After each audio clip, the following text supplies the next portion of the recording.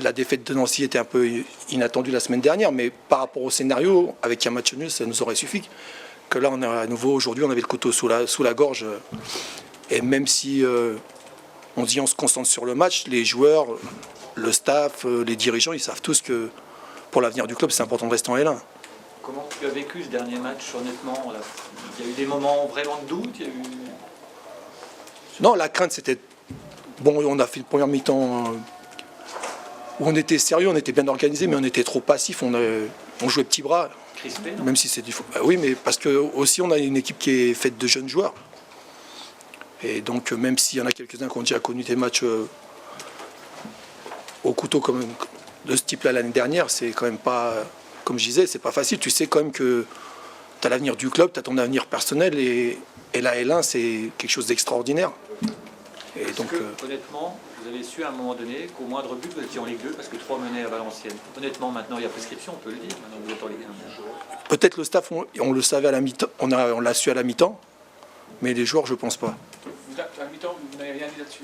Non, on n'en a pas parlé. Non, parce qu'à 0-0, on était encore on était maintenu. Et en plus, quand on voyait la philosophie de la première mi-temps, il fallait rester organisé et être plus actif, avoir plus de présence sur le terrain, oser plus, se lâcher plus, au moins être plus conquérant dans la récupération du ballon, parce que en première mi-temps, quand même, on s'est exposé au jeu offensif Bastier.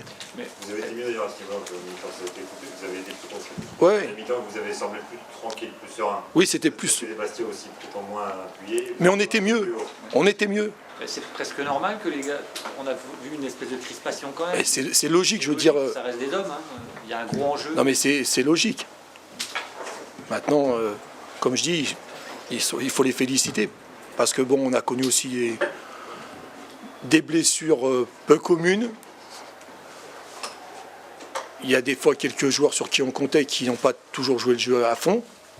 Mais la majorité du groupe, elle est restée soudée et c'est ce qui nous a permis de nous en sortir. Et aussi, je pense, la sérénité qu'il y avait dans le club et autour du club. Ça, je pense que même si c'était plus facile, parce qu'en deuxième partie de saison, on a pris 25 points, mais ça fait rien. Je pense que cette sérénité qui existe chez nous, elle nous permet de traverser les moments difficiles.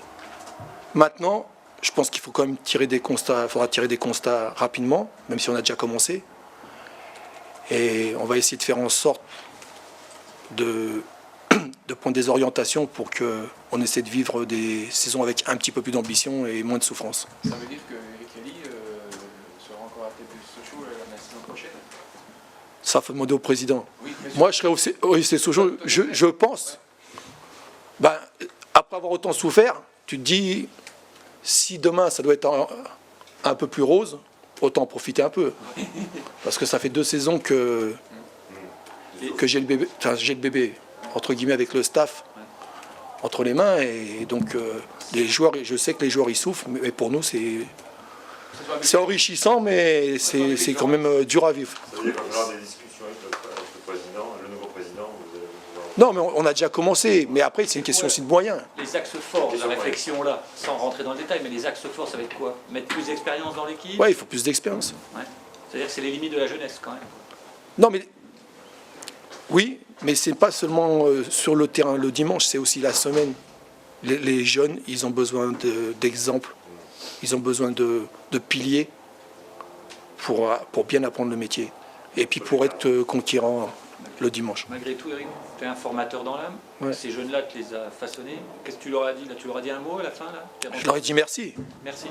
Oui, je leur ai dit merci parce que je sais que c'est difficile au quotidien. Cette semaine, c'était dur, c'était pesant pour tout le monde. À la limite, cette semaine, c'était bien quand on était ensemble. Mais quand chacun se retrouvait tout seul chez lui, tu ne peux pas écarter le scénario un petit peu catastrophe. Comme j'ai dit à ma femme ce matin, demain, où je suis quelqu'un de bien, où je ne méritais pas ce poste. C'est pas ce que je pense moi, mais je sais comment ça se passe autour du football. Compte tenu du départ, c'est quand même un bilan positif. Ouais, ça c'est une satisfaction. C'est une satisfaction. Parce qu'à la trêve, même avec 16 points, on pensait que ça serait difficile.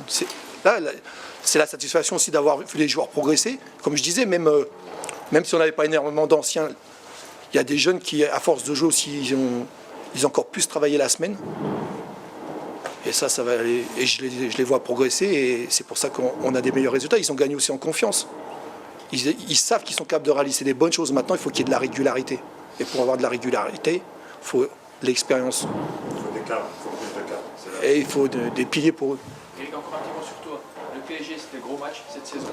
Il y a eu Marseille. Evian qui a eu. Mais tu as dit PSG, c'était un gros match. Evian qui était quand même une grosse déception. Depuis qu'est-ce qu'il y a eu le moment où tu as été très joyeux ou qui t'a déçu fortement? On dit ce soir pour ce que représente ce match?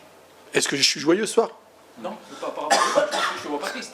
Mais Non, je suis content. Franchement, je suis content parce que ça m'aurait fait mal que pour tout le monde on descende. Et je le dis honnêtement, même pour moi, j'avais à cœur que l'équipe elle se maintienne parce que voilà, chacun a sa fierté. Et vous le méritez sur l'ensemble de la saison. Comment? Puis de montrer que tu sais faire le boulot. Je pense que je sais le faire. Mais c'est les résultats. Mais sauf que c'est les résultats qui prouvent. Parce que ça se trouve, ce soir, on avait 40 points, il y a des années, et on descendait, et les gens ne te regardent pas de la même façon. Mais tu fais le boulot aussi grâce aux joueurs.